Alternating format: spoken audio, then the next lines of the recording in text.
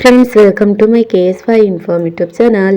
ಯಾರಾದರೂ ನನ್ನ ಚಾನಲ್ನ ಸಬ್ಸ್ಕ್ರೈಬ್ ಮಾಡದೆ ನೋಡ್ತಾ ಇದ್ದರೆ ಪ್ಲೀಸ್ ಒಂದು ಸಬ್ಸ್ಕ್ರೈಬ್ ಮಾಡ್ಕೊಳ್ಳಿ. ನಿಮಗೂ ಮನೆಯಲ್ಲಿ ಯಾರಿಗಾದರೂ ಅಥವಾ ನಿಮಗೇನೆ ಜ್ವರ, ಶೀತ, ಕೆಮ್ಮು ಇದೆಯಾ, ಹಾಗಾದರೆ ಖಂಡಿತವಾಗ್ಲೂ ಈ ರೆಸಿಪಿ ಮಾಡೋದನ್ನು ಮರಿಬೇಡಿ. ಮಟನ್ ಕಾಲು ಸೊಪ್ಪು ಇದನ್ನು ಮಾಡೋದಕ್ಕೆ ಮಿಕ್ಸಿ ಜಾರ್ಗೆ ಒಂದು ಸ್ವಲ್ಪ ಬೆಳ್ಳುಳ್ಳಿ ಅಂದರೆ 10 ಬೆಸಲು ಬೆಳ್ಳುಳ್ಳಿ, ಚಕ್ಕೆ, ಲವಂಗ, ಏಲಕ್ಕಿ, ಅದಾದಮೇಲೆ ಒಂದು ಈರುಳ್ಳಿನ ಸೇರಿಸ್ಕೊಳ್ಳಿ. ಅದಾದಮೇಲೆ ಸ್ವಲ್ಪ ಕೊತ್ತಂಬರಿ ಸೊಪ್ಪನ್ನ ಸೇರಿಸ್ಕೊಂಡು ನೀರು ಹಾಕಿ ನುಣ್ಣಗೆ ರುಬ್ಕೊಬೇಕು. ಇದರಲ್ಲೇ ಸುಮಾರು ಮಸಾಲೆಗಳು ನಮ್ಮ ದೇಹಕ್ಕೆ ಆರೋಗ್ಯಕರವಾಗಿರುತ್ತೆ.